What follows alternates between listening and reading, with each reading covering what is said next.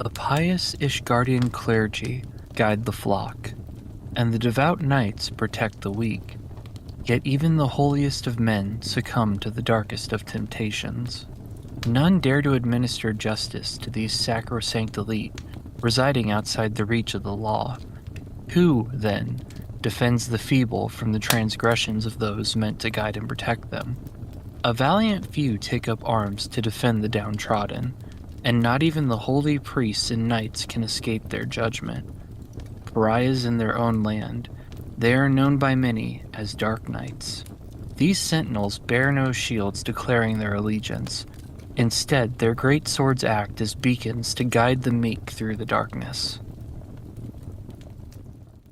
What I just read to you is the official job description of the Dark Knight, a class that, while it may seem evil at first, is in fact the job of choice of many brave heroes. Please, relax, get comfortable, and join me for the first episode in a new series of interviews, hoping to cover every job within Final Fantasy XIV. As you may have already guessed, we'll be starting with the Dark Knight. To talk about this edgelord tank class, I've invited my friend TempeXIII to join us. As Dark Knight main since their job was released back in Heavensward, I feel he can offer a unique insight. Temp, welcome. Hello there. How are you? Thank you I'm for having doing me. well. How are you? I'm doing pretty good. I'm pretty excited to be here and to talk about my favorite class and to talk with you. Good. I'm excited. This is the first episode in this series about what I'm hoping will cover every job in 14, including crafting and gathering. And hopefully, if I can find a way to do it, I also want to cover Blue Mage. We will see. Now, clearly, we're here to discuss Dark Knight, but before that, let's talk about you. Tell us about you and where people might know you from. So so my name is TempeXIII. That is my online handle. I have been around the game since 2014, late of that year. And I actually adopted the name Temperance Brennan when Heavensward came out. But beforehand, I had a different handle. For myself, I started off with the Final Fantasy series back on the PlayStation 2 with Final Fantasy XII, although I regrettably never finished the game. I have bought the game several times on different consoles and never finished it. But in terms of 14, like I said, I started in late 2014, and I just fell in love with everything that the game is. I do occasionally stream, and I started my raiding career with streaming, on top of streaming, many years ago. Been in this game basically nonstop since I started. I've also been around the Party Finder, and I've had people occasionally recognize me from being in the Party Finder so much during the raid. And not just streaming, but you tend to be pretty active on social media, I'd say. And I've noticed that you're a very nice person to talk with. Let's put it that way. Thank you. When I was asking, about who would want to do these job interviews, and it feels weird saying job interview, doesn't it? In a way, yeah. Yeah, I just realized that interview about jobs in 14 just sounds too long. But anyway, you said, "Hey, I'd be down to do it." And I was like, "Sure. That'd be great." Because I feel like with this series and with Coffee and Carbuncles proper, it's always nice to start a series of interviews with friends because they're the ones that you're most comfortable talking with and the easiest to talk with. And I feel like that connection and that chemistry starts off interview series really strong on a really good note. I would agree. But back on topic. How long have you been playing Final Fantasy XIV? You said since 2014? Yes. So I started back as an archer back in November of 2014. I had actually picked up the game coming off of Final Fantasy XIII, the original one from that trilogy. My friend had mentioned that that this was a pretty cool game. I should at least give it a try. He let me know that it was a MMO. I had never played one of those at the time. I had had like maybe a month, maybe even less worth of World of Warcraft at the time. But I started then, and I actually almost stopped playing the game after only a month or so. At the time, Destiny 1 came out, and I actually had to go back in my achievements, and I looked up so I started in November. I was off the game till about March of the next year. And then just somehow ever since, I've been enraptured by everything this game has to offer. I do remember, though, when I started playing, in regards to how long I was playing, I had a 2 hour Tasha queue time. I even had a tank with me, and it didn't pop. So I had to wait an extra 3 days to do that first dungeon in the game. Wow, really? Yep. I'm honestly surprised that that didn't just end your interest in 14 right there. It nearly did. This was because I'm an old fart when it comes to this game. That was back when cross server functionality didn't exist. So you had to suffer through those DPS queue times that everyone despises. Nowadays, they're nothing compared to what they used to be. Like I said, I had a random warrior who came by and said, "Hey, what are you doing?" And I think that's honestly what stopped me from quitting right probably that week, because someone was willing to basically put down an hour of their time to help to just sit with me. And I'm sorry, I'm gonna take back what I said earlier. It was 3 hours, not 3 days. But it took some time, but if it wasn't for the kindness of that player back then, I don't think I would be sitting here talking to you today. For those that have recently started playing 14 and don't know about what queue times were like before cross server queues were a thing, I can agree. There was a lot of time where you either sat there for hours or you basically went, how can I increase my queue times? And everyone went, well, join a free company and ask for help. And that's pretty much all you got.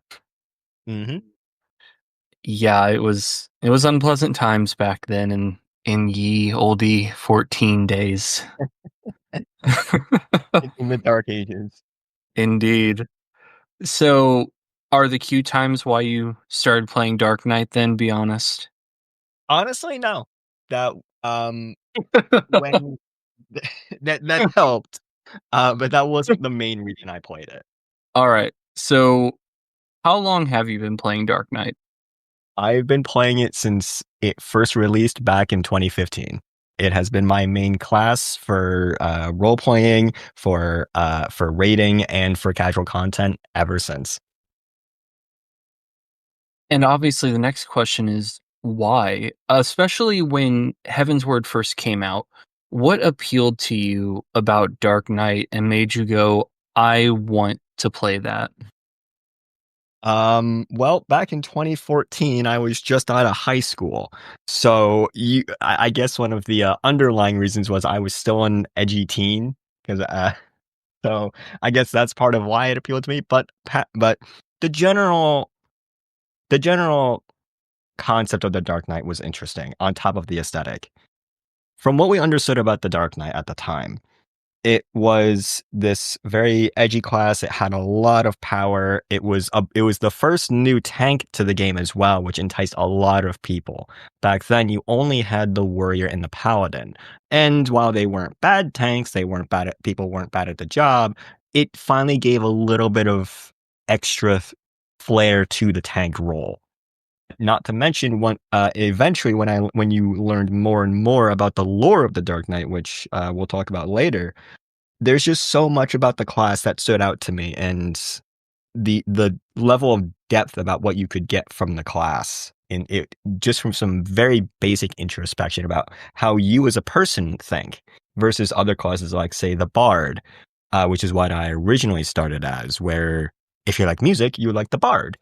If you liked, if you had a sense of justice, and if you had a sense of being righteous, that was a paladin in a lot of cases for people. But the concept of a Dark Knight, someone who was essentially, if you really want to put it in layman's terms, they're essentially Batman, just on a more they're more morally gray than the vigilante himself. So that made things a lot more appealing because I've always enjoyed seeing both sides of any story and being able to play a class that had a lack of a moral compass, so to speak, in a sense, was just so interesting to me. Now, I will disagree with you on one thing. You said that specifically if you like music, you play Bard. I think if you like music, you play Dark Knight too. Your music taste just happened to be My Chemical Romance and AFI. Well, I won't dispute you on that. To those that don't know, I'm actually a very big AFI fan. So, Would you be disappointed in me saying I don't know what that is? so AFI stands for A Fire Inside, and I will link you to their music after this interview, and you can hear more AFI than you've ever wanted to. I look forward to it. They are the music that I listened to when I was an angsty teen. So, but unlike unlike a lot of angsty teen music, I feel like their music has still held up pretty well. I wouldn't doubt it. Although, to be fair, I think if you didn't listen to at least one band of that angsty teen era, then yeah, I think you might have been doing teenager years a little bit wrong. But that's just me. Maybe a little.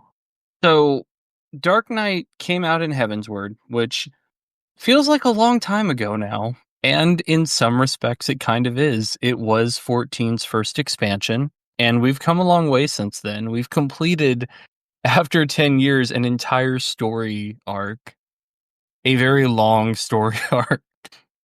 And now here we are in Dawn Trail. So, as someone who started Dark Knight all the way back when it first came out, how has the class changed over the course of 14? Are there any changes that you're either still kind of upset about, or you're like, hey, I really like how the class has changed?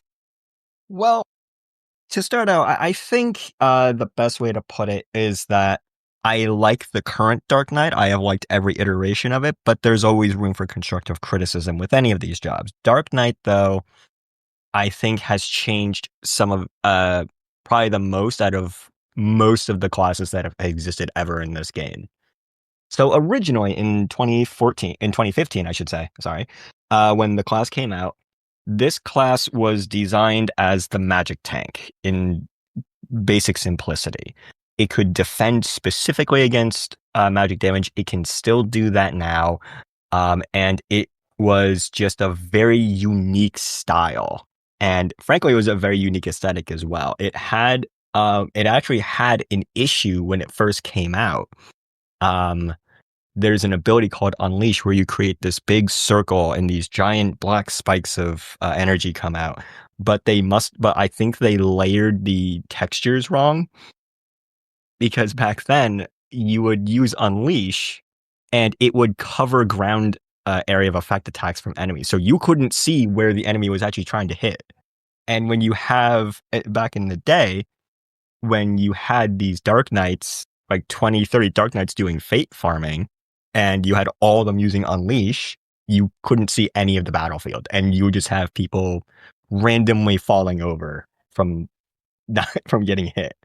There was also a time where if you joined a dungeon, you would, usually healers, the first thing they would say if you had a Dark Knight as a tank was, please don't use Unleash. Yep. It was pretty bad. I think I want to say that got changed in the first month of the class's release, somewhere in that time frame, because it was just an obvious, unlike a lot of other subjective issues with how classes operate, this was just a glaring graphical issue, and it was actively hindering the community in every sense of the word. So yeah, it starting out, it had some bugs trying to play it, but I guess to really get back on the topic of what exactly changed about it was the class started off as this. It was incredibly complex in the sense that it was one of the rare classes that used mana on top of the old technical point system or TP system. So you had this unique tank that brought magic damage and could block magic damage, but it would have to also balance its gauges between your mana points and your action points. With that, there was an ability it had called Dark Side. It still exists today in namesake, but it would be a toggleable stance where if you turned it on, you gained about 10 to 15% more damage, but it would slowly drain your mana. And nothing could give you back mana back in the day, and there were options from other classes to help you regain mana, but that didn't affect the Dark Knight. In regards to this, it made the class a very hard class to master in terms of how the game just operated as a whole, on top of how the Dark Knight needed to be played. During those days, it had a lot more agency as well. And this is a criticism based more so on how the devs have tried to make things, I'm not going to say easier, but more accessible to players. A Dark Knight back then, there was a very clear difference between players who understood the class and those who mastered it. A person who understood the class could get through a dungeon without dying, and they understood what all the abilities did on paper. A person who mastered the class was able to freely utilize every bit of that kit and never worry a single person about what they were doing from the get-go. By comparison, the one small portion of it was its health regen. Today, there is an issue with the Dark Knight about its self-sustain capabilities compared to the other three tanks. It simply doesn't have the longevity in a fight that the other three can do. Back then, it had an ability called Abyssal Drain, where this ability was on the global cooldown, so it was one of your main abilities that you could hit for a cost of mana. And every single enemy you hit, you would gain 50% of the damage you dealt to those enemies back as health. Now, that's a lot of health that you would gain back. And the warrior can do this as well currently.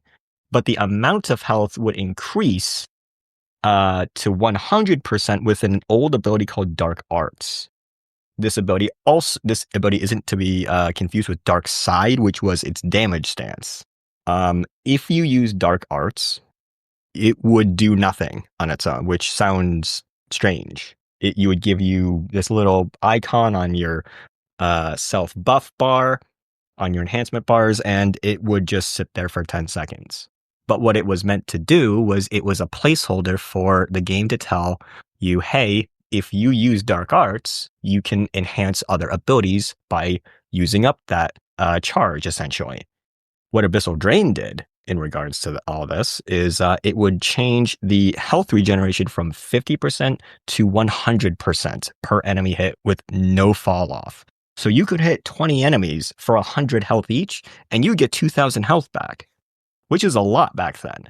And you could spam this over and over and over, and it was very hard to kill a Dark Knight. And that's why I say, going back even further, there were people who understood how the class worked and those who mastered it.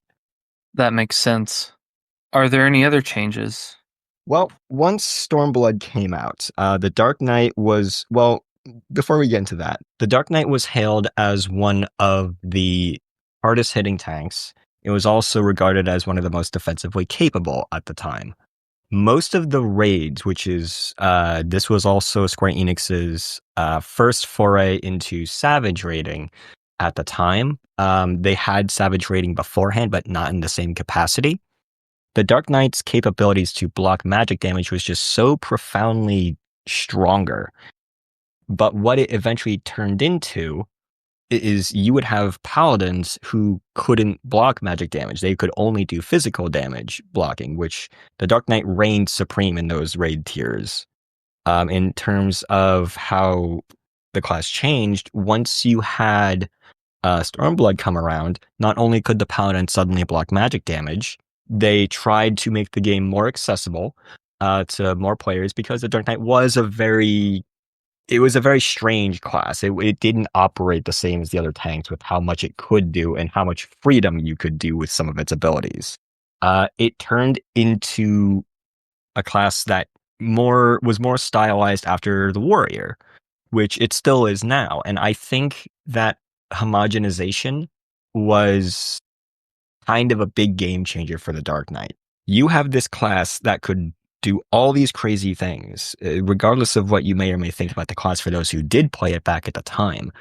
But with the homogenization, it took away a lot of the individuality that defined what the Dark Knight was. And this is my own personal opinion. I'm not saying the class is bad. I'm not saying that the class is necessarily weaker or lesser for these changes, but it's simply not the same. And I think a lot of people would agree on that point. There was one of the changes that eventually came about where, as the game went on, where they removed the agency of the class. It fell into a very simplistic way of playing it. It still does retain some of its in my personal opinion, the general concept of there are people who understand it versus mastered it. But nowadays, if I feel very little difference between a warrior and a Dark Knight. Back when the warrior and the Dark Knight existed in Heavensward form, you could very easy, if you said a certain name of an ability, you knew what that was. You understood that. Or if you thought about how the Dark Knight played, it was so drastically different to the warrior. And there just was not as big of there was a much bigger gap between the two classes in terms of what they could do. The other thing that I found was eventually they removed the ability called Dark Arts. It still exists today in namesake like Dark Side, but the removal of Dark Arts meant that the player no longer had the ability to choose what and when they enhanced certain abilities. With Dark Arts, you could enhance Soul Eater. You could enhance Delirium.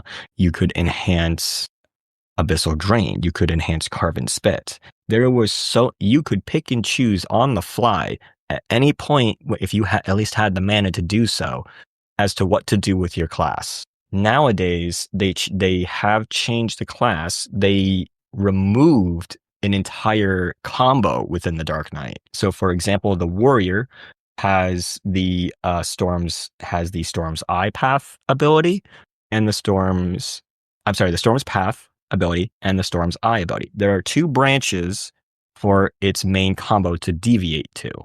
The Dark Knight does not have that. The Dark Knight used to have Delirium, which it still exists in namesake. They did a lot of this throughout the changes to the class, but instead of having a second combo set like the Warrior, Gunbreaker, or Paladin, they now only have the Soul Eater 1, 2, 3 combo, and their old secondary combo was remanded to a off global cooldown that literally mimicked what the current Warrior's inner release ability is, just in different name and technically lesser damage in terms of what it is able to do. The class, I think, needs to go back to having some of that agency. It exists. The players still enjoy it for what it is, but I think the class has lost some of its initial flair from the original 2 expansions that existed. Unfortunately, that's something that I've heard with a lot of classes, and I believe Yoshida said something about how next expansion they're going to focus more on job identity, but what that will actually mean, we'll have to see. Mm-hmm. Now, if they do end up changing jobs a lot, and say there are some dramatic shifts to Dark Knight, would you, at that point, be interested in doing a part 2 to this?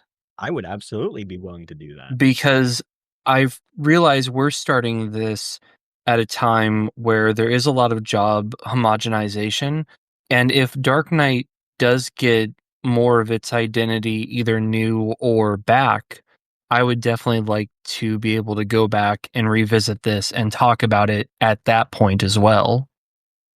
That would be wonderful. I would be more than willing to come back and discuss this. While we're on the topic of Dark Knight mechanically, though, I'm curious, How do you feel about Dark Knight's PvP moveset? And do you do PvP for that matter? I do. I ironically don't. That's the one part of a piece of content I don't typically main the Dark Knight, but I have messed around with it. What they did do was I would think that they did it partially for nostalgia reason, but also just for sake of some class identity. In PvP, you have a lot of abilities that the Dark Knight used to have. Soul Survivor, Plunge. There was, and in terms of old abilities, the class originally in FF11, from what I understand, now I have not played this game, I can only speculate as to some parts of this, but from what I did research on and what I can understand, the Dark Knight in Final Fantasy XI, um, it prided itself on a risk reward system in the sense that you would sacrifice your own health bar to a degree for extra damage. And that's what the current Dark Knight does in PvP. There are ways around to get that health back. There are ways to stop you taking damage, and there are ways to basically just mess with the enemy. And it's actually very funny. I've watched Dark Knights sit in a pack of 10 people, and that Dark Knight has now effectively had 10 people in a chokehold until they finally manage to end his reign of terror on the enemy team. And by that time, the team that he's on, or one of the other teams, has gotten one of the points. I think the Dark Knight is a very strong class in PvP. It's definitely one that I have heard very few complaints about, other than you need to get rid of the Dark Knight first because it's just a problem.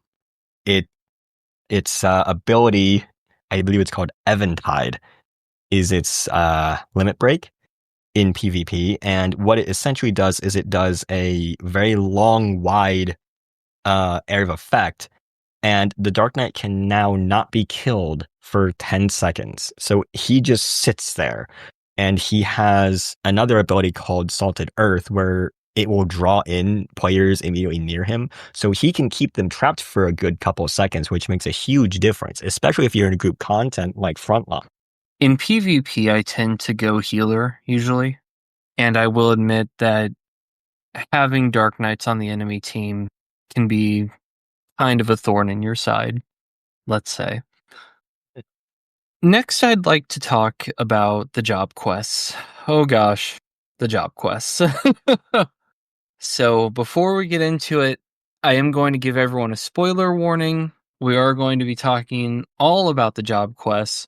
So, if you want to play Dark Knight or you haven't completed your job quests yet, feel free to come back to this interview later on. But for those of you that are staying, hello, and we're about to talk all about the job quests. To begin with, I have not done the Dark Knight job quests. I've only done the first two. I don't typically main tanks, and of the tanks, my tank of choice is actually Paladin. But I have, in preparation for this interview, read up on the Dark Knight quests, and what I can say is, wow. Compared to other quests, the ARR to Shadowbringers of Dark Knight feels very cerebral, very introspective, and feels like it deals with a lot of internal struggle and internalized grief that some people have even complained that the Warrior of Light doesn't express enough through the MSQ. But I'm sure that you can shed a lot more light on that than I can. Right. So the job quests are probably one of the most interesting parts of the Dark Knight for anyone to start out with the class. So to put out there first and foremost, the writer of the job quests is Ishikawa, and Ishikawa, she is the woman who who led the writing for Shadowbringers, the entire expansion. So for those of you who enjoyed the Shadowbringers storyline, or who will get to it, this would be your first foray into her style of writing and just how in depth it is, how much she makes you think and feel. But the Dark Knight storyline, to praise it a little bit first, it is still one of the more highly regarded side stories in the game. And like you say, it's to the point where some people have complained about the main story because of the impact that it has on how the player thinks about their own character. You don't hear a lot about the mentality of your hero, how they would act if if they weren't being so hurriedly rushed along the hero's path. And you hear about everyone else's griefs, everyone else's problems and troubles. But we never talk about ours. And that's where this storyline really shines, even if it's not a modern story in terms of where we are in the current expansions. So I actually went back and did some of the quests myself to prepare for this interview. And what I think the most profound fact of these job quests that come from any of them, and that it just gets deeper and deeper into, is where your moral compass would lie. Not just the player, but also your warrior of light and the people that surround him or her or they or them. To start out with the bit of backlore on the Dark Knight, the Dark Knights are a faction, I'll use for lack of a better term, that is not well known in the game. By the players, it's very well known because it's an actionable class. You can use it, you can mess with it, you can play it. But in terms of the world, the stories of the Dark Knights and those who are involved with them are so just not known.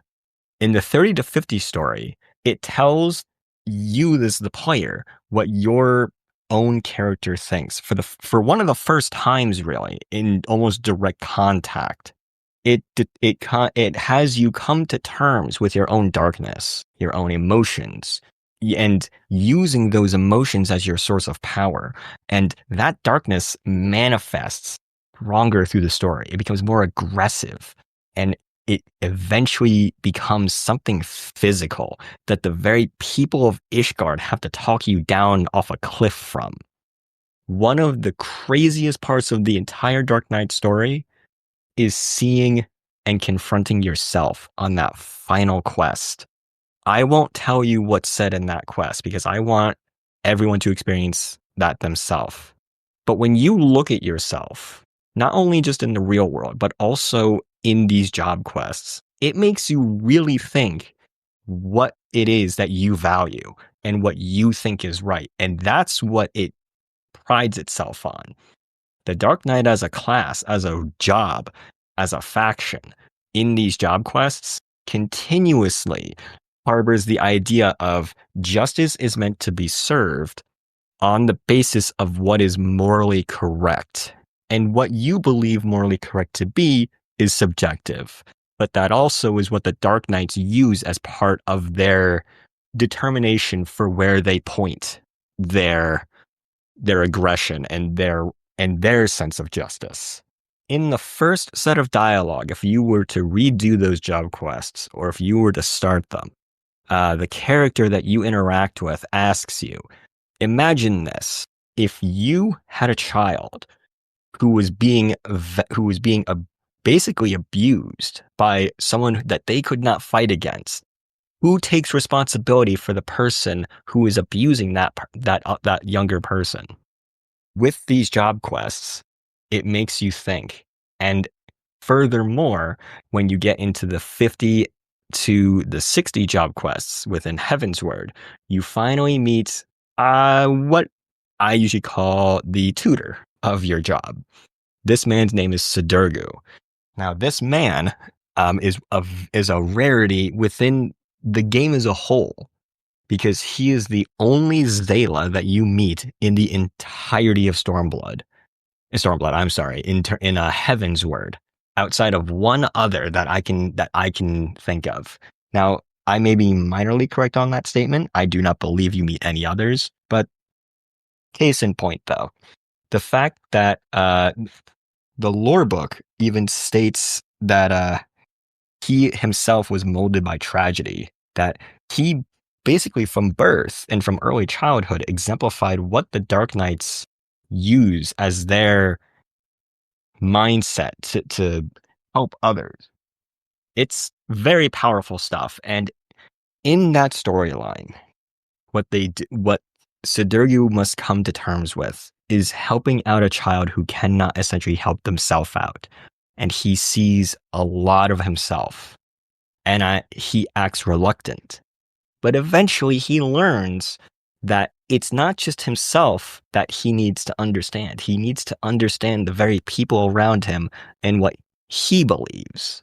There's also some pretty good humor. If I don't know what your stance on Mughals is, Nobu, but I will warn you, there's a little bit of Mughal hatred in that particular part of the storyline.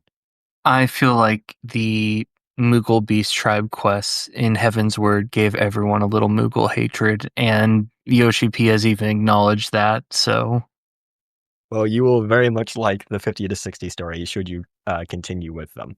And what I've heard is the 50 to 60 story also has introspection in regards to forcing the player to think, how do you view this situation and how would you deal with it in terms of morality? Mm-hmm. And that's a prevalent topic throughout all of the Dark Knight's lore, job quests, and even its flavor text in many cases. And it's something that you just don't get with other classes. There are people, if they were to compare, in my opinion, you have a lot of emotional deference with, say, the warrior. The warrior has this bestial bloodlust that can't be stopped once they enter that rage. But with the Dark Knight, it's simply, what do I feel is right? And they get so deep in their emotions. They utilize all that darkness and that and that edgy violence to make sure that what they believe is the correct outcome, and they will not suffer anyone to tell them otherwise. And if they are wrong, then they are subject to the very same judgment that they bestowed upon others. Which is interesting because, unlike a lot of perception about the Dark Knight, it's not a class then that's edgy for the sake of being edgy. They really are taking all of their emotions and using it as best they can. Yep. And it's actually really interesting. What I love about this game is that there's an explanation for practically everything. And I actually want to read what the lore book itself it says. Now, this is more of a blurb of flavor text. I don't think it's necessarily something to be taken as true fact, but this goes back to the ability Unleash. And but reading its text in the first Eorze Encyclopedia, releasing his pain and rage upon nearby foes, the Dark Knight manifests an inky black circle of spikes on the ground around him. All those caught in its thorns are struck by unreasoning terror and an irresistible need to claw away its source.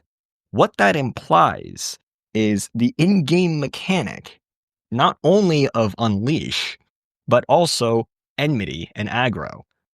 The fact that the Dark Knight channels its own emotions so strongly, so profoundly, that it manifests not physically, but then also metaphysically into anything that it touches. That the enemy that he or she is facing is so profoundly afraid of it that it wants to end the Dark Knight. And someone made a comment I remember reading a long, long time ago. This was back during Endwalker. They found it funny that the End Singer, the very embodiment of despair, of negative energy, was, if you have a Dark Knight, in theory, if you use any of its abilities, you're basically telling the game that giant embodiment, this god-slaying creature, is more afraid of me than I am of it, and it wants to end my life because of that. Which is really interesting to think of when you consider that that comes after Shadowbringers. Yep. Yep. Which also makes you think a lot about the enemies you encounter, especially the bosses in Shadowbringers. if you're a Dark Knight, which is literally the poster child of the expansion. I was so excited when I saw the Dark Knight as that poster child job. I was really hoping for an interesting story with it. And I'm not saying it wasn't interesting for Shadowbringers. I think Shadowbringers is a great expansion. But there were different conceptions I had at the time before anyone got to actually play the expansion. So how did you feel going through the expansion as the poster child class? It put a realistically, I think I was a little disappointed in the Really?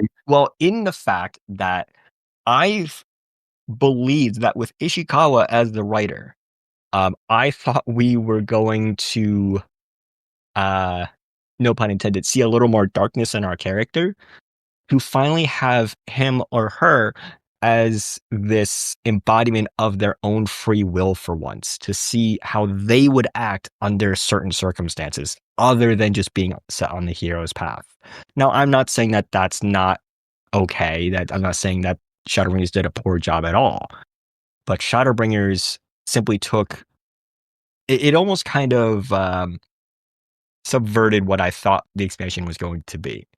But playing as the Dark Knight all during Shadowbringers and being called the Warrior of Darkness, it still brought a grin to my face, knowing that I was kind of giving essentially the middle finger to what we had been told throughout the entirety of the game so far, whereas we're supposed to be this heroic person, this person for justice, this person who always did the right thing. And, it was a much lesser sense that I would have preferred, but now we're being told you're now on the deviant side of things. You're going against a world that and a creatures and a nation that believes that salvation is in being that embodiment of the heroic.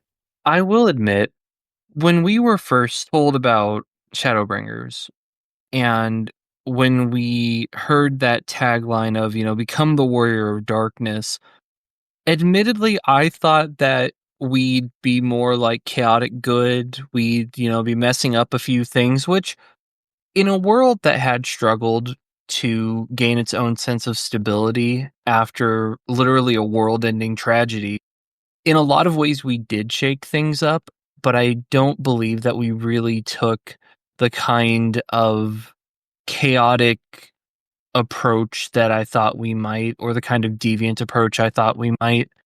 And I'm sure that for people who main Dark Knight and were used to the Dark Knight quest, they probably felt that a lot more than us who haven't played Dark Knight. And it sounds like that's the case. Mm-hmm.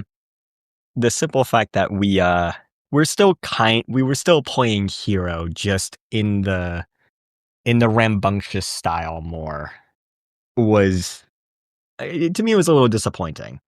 But I still had fun with the expansion nonetheless. It was still nice to see how it all played out. So, in regards to Dark Knight's gear, do you have a favorite Dark Knight armor set or weapon? I do. There's a tie between the weapon, but ever since I became a Dark Knight, when I hit level 50, whenever that happened back during Heavensward, I accidentally discovered a piece of armor called the Lynx Liege Curse, which is from the original set of A Realm Reborn gear that they added to at the time of Heavensward. This set was based on creatures, and hence the name Lynx Liege Curse. But this chest piece I have not changed from this glamour for 10 years. It has been on every single one of my alternate characters when I play them as a Dark Knight. It has been the only thing that has changed mainly is just the coloring, depending on what character I'm playing. But every single Dark Knight I have has this chest piece on, just with minorly different gauntlets or boots or whatever you may have on that character. And a lot of people get shocked by this part, but I have 49 characters total across every single world that exists in the game, like all the servers.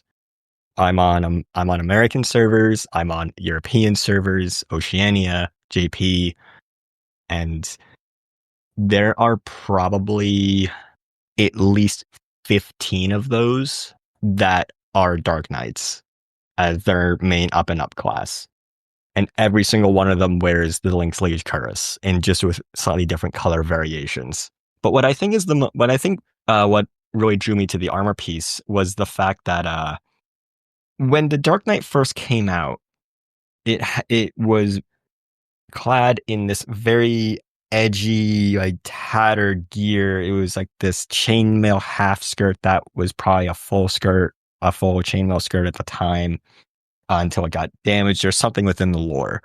But the Link's Liege Cuirass is one of the few armor pieces in the game that still retains the half skirt style, but that looks worn as well. You can like kind of see if you really look at the bottom part of the skirt, it looks like there's like dirt and grime, like from a well-traveled adventurer from a long day's journey. And it's something, just those minor details that make it really, really nice.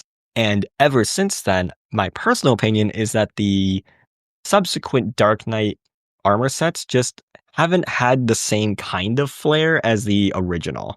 It's a lot more robe-like. It's almost more reminiscent of the Dark Knight being almost religious in their beliefs, not in that direct sense, but the flowing armored robes aren't as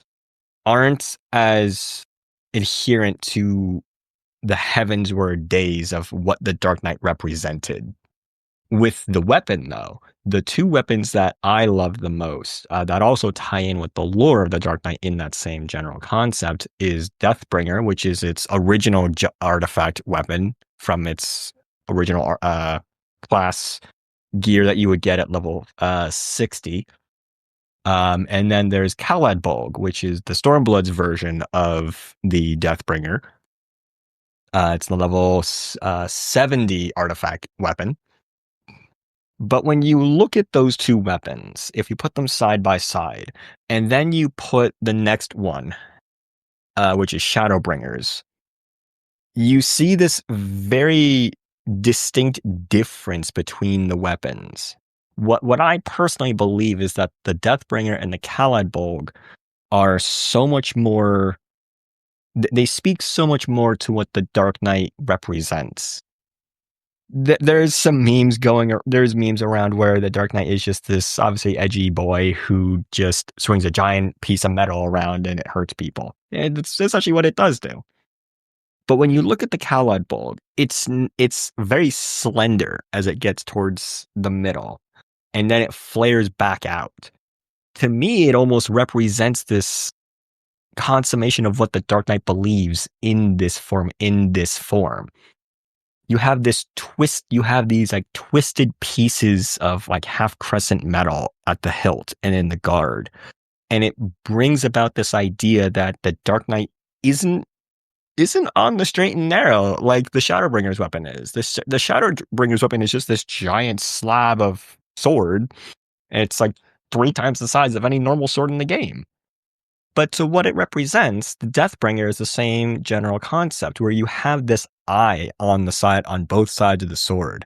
Like it can see what you're doing. It understands that it can see what you have done, and that the Dark Knight himself or herself will also see what you're doing, and they are willing to bring that judgment down upon you based on what they perceive. There's just a lot more. And with the spikes on it, I guess if you want to get really fancy and poetic about it, the Deathbringer and the Caladbolg just have this flare, this sudden spiking of its metal that doesn't exist in the same way on the Shadowbringer's sword or the Endwalker artifact gear. And it's so interesting to me that they deviated from a more stylistic approach with the weaponry. And even the and even the armor. The armor still has its same general flair. I'm not saying any of it is necessarily bad, but it definitely feels distinctly different when you look at the original armor versus anything afterwards. And I think it really speaks to how the Dark Knight itself has changed on a fundamental level. So the thing is with the Dark Knights, though, is, let me ask you another question, Nobu. Through all your experiences in this game that are main story related, have you ever seen a Dark Knight? Not off the top of my head, no. Now, that's the thing that what I said way earlier is that it's what they haven't done with this class that makes it also really interesting.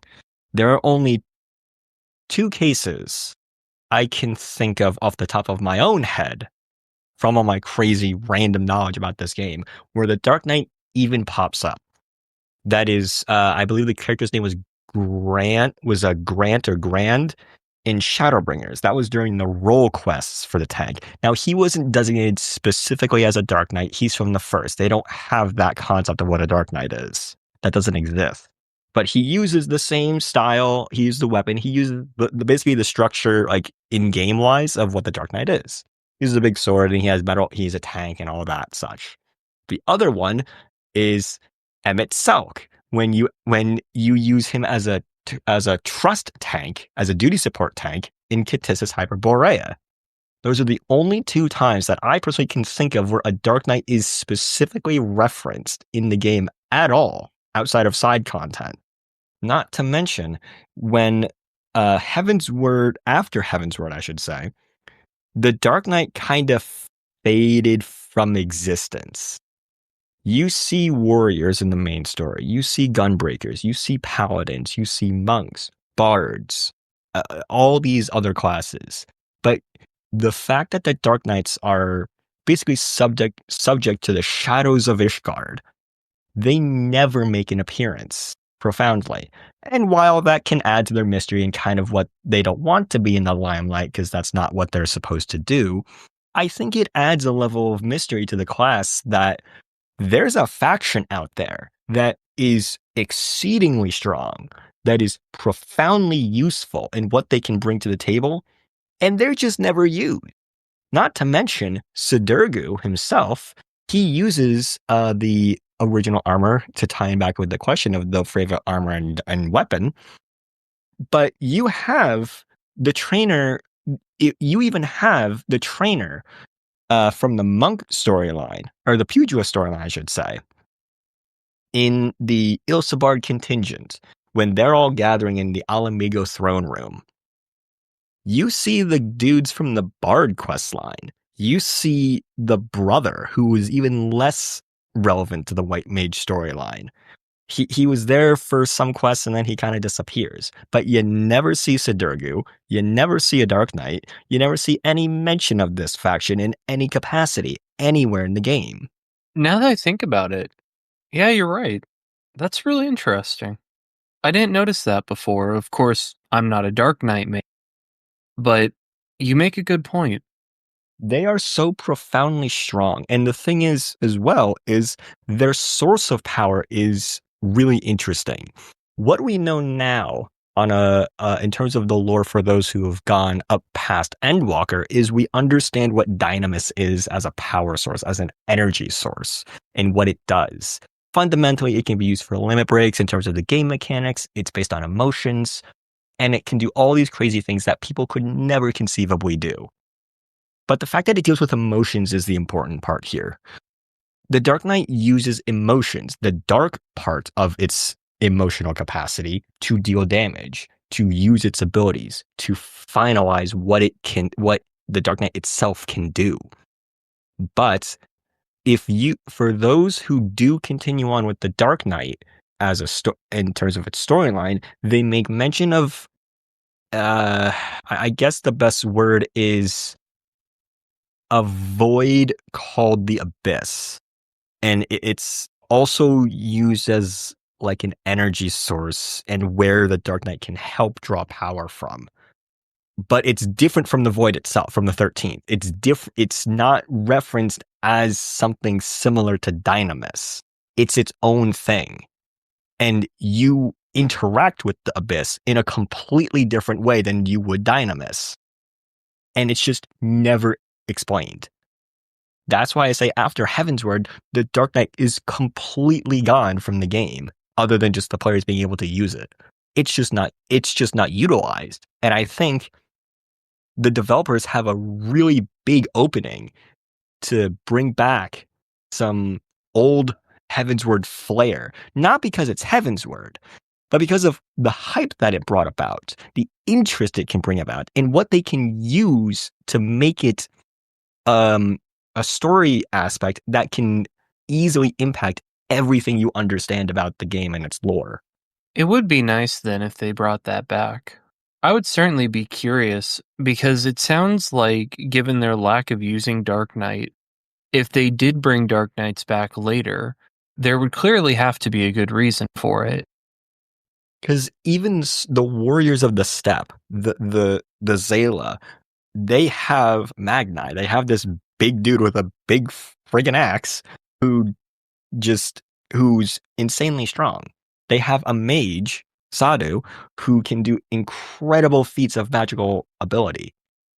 But the fact that there's an entirely untapped power source that no one else is using except for this one rare underground faction, I think that creates a big, big opportunity. Well, hopefully they'll use it later on. I hope so. Now, in summation, to end this interview, sell Dark Knight to me. Tell me why I should be maining Dark Knight and why anyone else should. So I actually wrote a small blurb for this, and this is to appeal to those people who like a good story, which is half this game. Imagine this. Your character, who has just had near their entire group of comrades, their friends, the people who accepted them, lost to unimaginable horrors, the Endsinger, the betrayal of the Uldan banquet. Every single time that we have lost someone special, Isael, Harshaphant, Minfilia, Monbrita.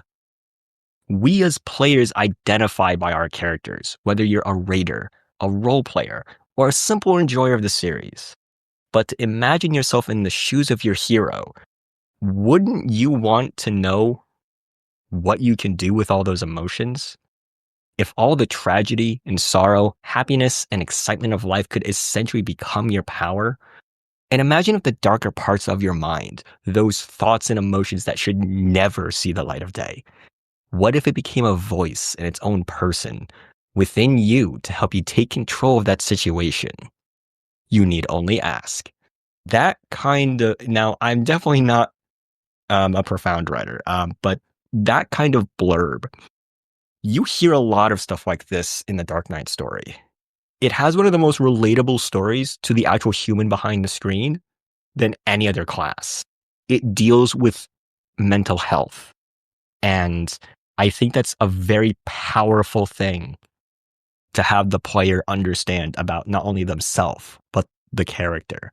And with Dark Knight itself, for those of you who raid with it or who want to try utilizing it, technically, on a technical level, it has abilities that are very easy to understand.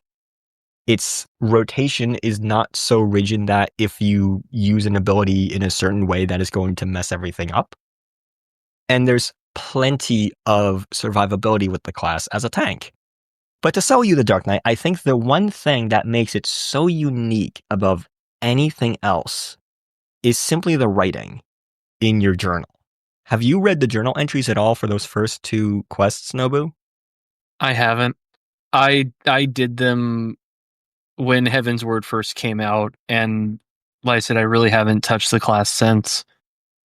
What I will say then is, if I urge you to go back and play the Dark Knight, at least to do the job quests from level 30 all the way through Stormblood.